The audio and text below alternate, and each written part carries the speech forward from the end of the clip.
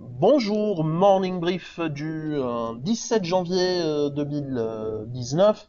Alors on aura un commentaire sur le marché avec un retour vers les banques, ou un retour, disons, un regain d'intérêt vers les banques.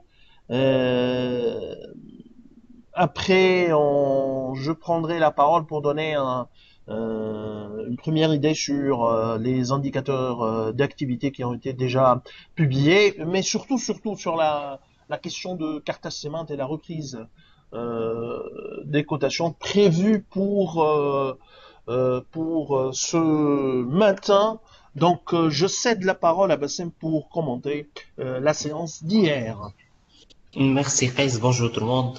La 10e séance de la cotation de l'année 2019 s'est soldée par une note positive pour le marché. Le taux index, il a affiché une performance de 0,78%, réduisant ainsi ses pertes annuelles à moins 0,59%. Le taux index 20 également, il a réduit ses pertes à moins 0,24%. Hier, c'était une très bonne journée pour les deux principales banques de la place, à savoir la BAT plus 3% et Tijari Bank plus 2,77% à 43 dinars 400. Donc les deux valeurs ont vraiment porté le Thun Index.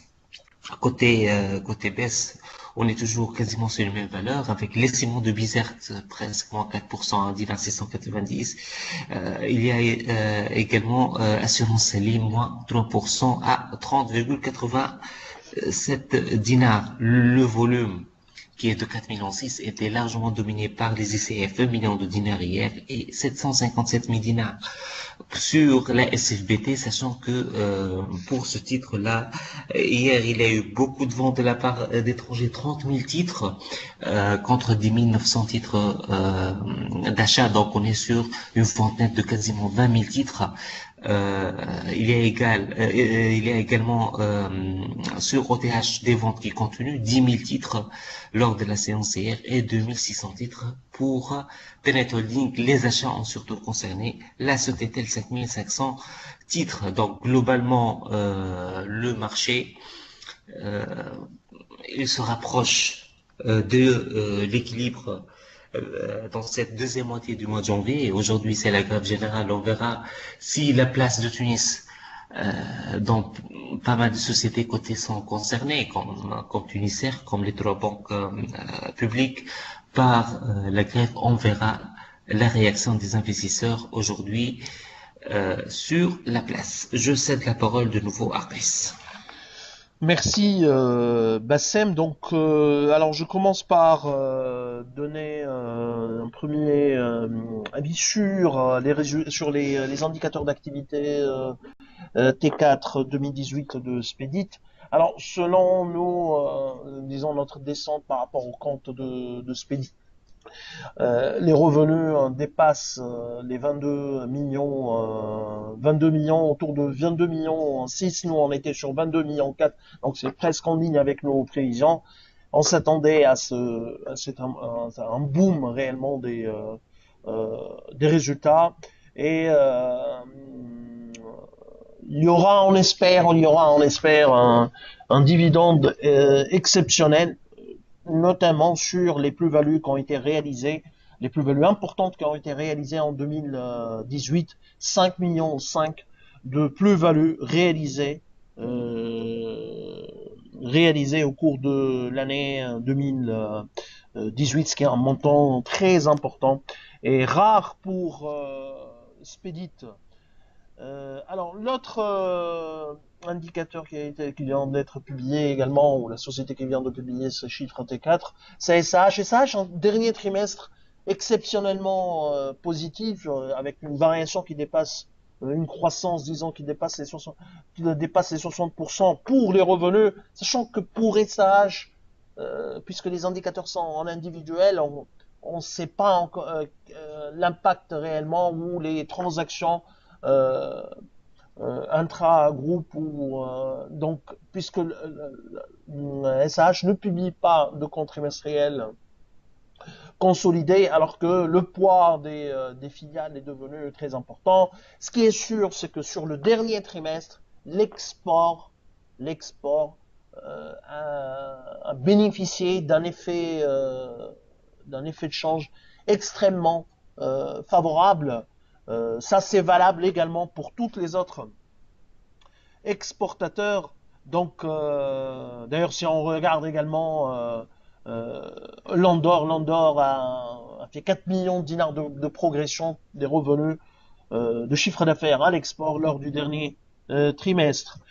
Alors l'autre actualité qui concerne donc pour SAH, juste pour revenir, donc ce sont des chiffres positifs. Dans l'ensemble sur l'année, ça dépasse nos attentes en termes de, bien sûr, en nettoyant un peu les transactions intra-groupes, ça devrait dépasser nos attentes. Donc c'est un dernier trimestre qu'on pourrait qualifier un dernier trimestre qui sauve la mise pour SAH, alors qu'elle a eu 9 mois un peu décevants, disons, un peu difficiles. Alors pour l'autre actualité, la actualité relative à cette semaine, c'est relative à cette matinée, disons, c'est Cartas Cement. Alors Cartas Cement, on a eu finalement le communiqué d'El Karama Holding sur la question des ouvertures des plis, 40 jours, un peu plus d'un mois après les ouvertures des plis. Donc, on ne veut pas faire de commentaires sarcastiques, mais un mois pour ouvrir les plis, c'est qu'il y a eu un nombre très important où les plis étaient volumineux. Donc, juste pour revenir un peu avec un peu de sérieux sur le commentaire de Karama Holding, la seule certitude du communiqué d'Al Karama, c'est que il n'y a pas eu d'offre ou elle n'a pas reçu d'offre financière relative à la cession du bloc majoritaire des plus de 50% du capital de Cartas Cement. Le fait qu'il y a de l'intérêt réitéré par écrit et que certaines conditions devraient être améliorées, nous on pense que c'est uniquement de la poudre aux yeux. Du moins, à ce moment, on sait que on le sait, ou on a eu une confirmation que la transaction ou la cession de Cartas Cement est très très très difficile. La vraie question maintenant, c'est le comportement ou l'avis des commissaires aux comptes des banques sur la qualité de la créance du crédit et du crédit bancaire accordé à Carthage Cement. Donc, normalement, il y a également la reprise des cotations pour ce matin. Le site du CMF continue à être inaccessible et c'est inacceptable que 4 jours, ça fait 4 jours qu'on n'arrive pas à accéder au site du CMF ou on accède avec grande difficulté. Sinon, donc, ça, c'est pour l'actualité pour ce matin. Donc, le flux d'actualité commence. Pour le moment, les résultats, les chiffres qui ont été publiés, ça dépasse légèrement les attentes, mais bien sûr, les sociétés, d'une manière générale, hein, en Tunisie, les sociétés qui publient, les premières qui publient sont toujours les meilleurs résultats. Donc, il faudra s'attendre aux déceptions vers la fin de la période de publication. Quoique on pense que pour les banques, le PNB fera une croissance ou les PNB réaliseront une croissance importante.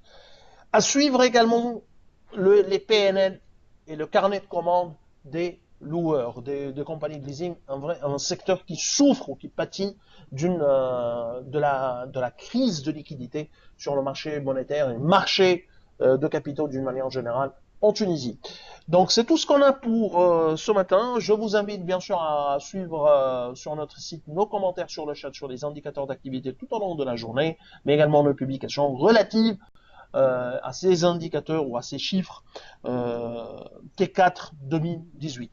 Donc je vous remercie pour votre attention et je vous donne rendez-vous pour demain matin. Au revoir, à demain.